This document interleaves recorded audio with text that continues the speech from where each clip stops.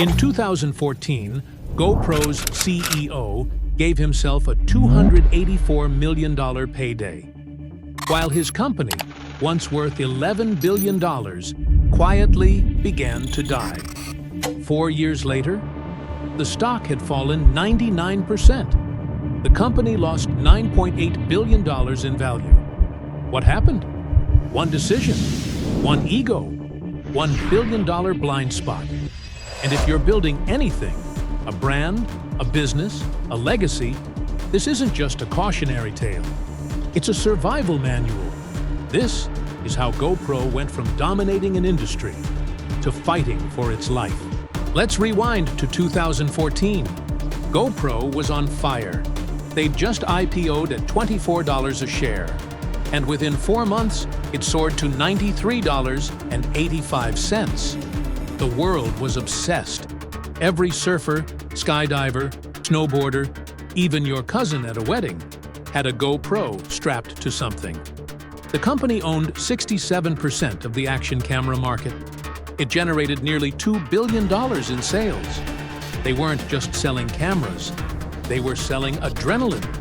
CEO Nick Woodman was the face of this wave, a California dreamer turned billionaire surfer, holding both a board and $1 billion valuation.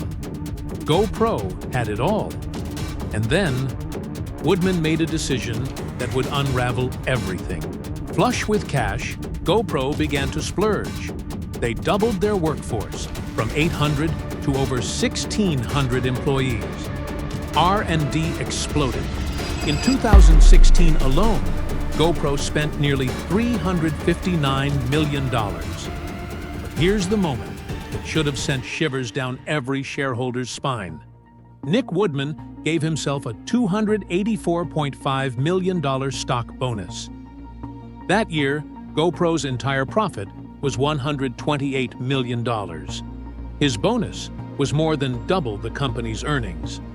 It was the largest CEO pay package in the US that year. Even Apple's Tim Cook didn't make that much. And still, nobody stopped him. The board approved it. The media celebrated it. Investors assumed GoPro was just getting started. But the empire was already rotting from the inside. Instead of doubling down on what GoPro did best, Woodman wanted to reinvent the company. He launched 2 massive side projects: a media division staffed with HBO and Hulu executives, a drone business, the GoPro Karma. On paper, it made sense. GoPro footage was viral gold, drones needed cameras, but in reality, both were colossal failures. The media team burned through hundreds of millions, producing content nobody watched. It was shut down in 2016. The Karma drone? Even worse. It randomly lost power mid-flight and crashed into trees, lakes, even buildings. The project cost GoPro $376 million before it was scrapped in 2018. Meanwhile, something far more dangerous was happening beneath the surface.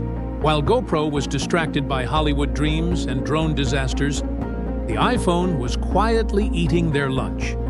Apple released iPhones that could shoot 4K video. Suddenly, everyone had a high-end camera in their pocket. And GoPro? They were still pushing external cameras, bulky, pricey, and now unnecessary. At the same time, DJI launched better drones. Insta360 released more versatile cameras. GoPro wasn't just behind, it was invisible. The numbers told the brutal truth. Q4 of 2015 revenue dropped 31% year over year. Q1 of 2016 guidance was slashed by half. Their Hero 4 session? A $57 million inventory write-down. Every red flag was waving. And yet, Woodman kept spending. By 2018, the reckoning arrived. GoPro's market share plummeted from 45% to 28%. Entire divisions were shut down. Hundreds were laid off. And Woodman's once massive salary reduced to $1. But it was too late. GoPro had lost its edge, lost its audience, and most importantly, lost its focus. Today, The numbers are shocking. Stock price, 59 cents. Market cap, just $93 million.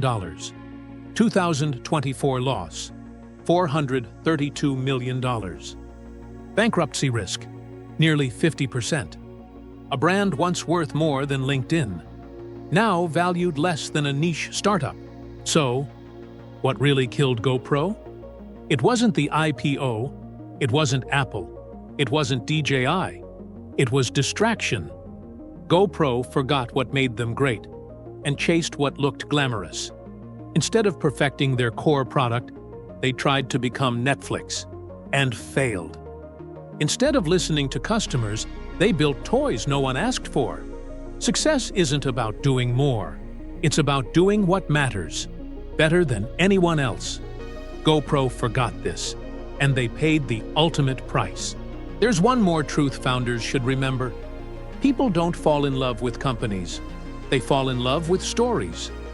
The brands that win today, they connect, they focus, they evolve without losing their identity. GoPro forgot who they were, and the market never forgave them. Thanks for watching.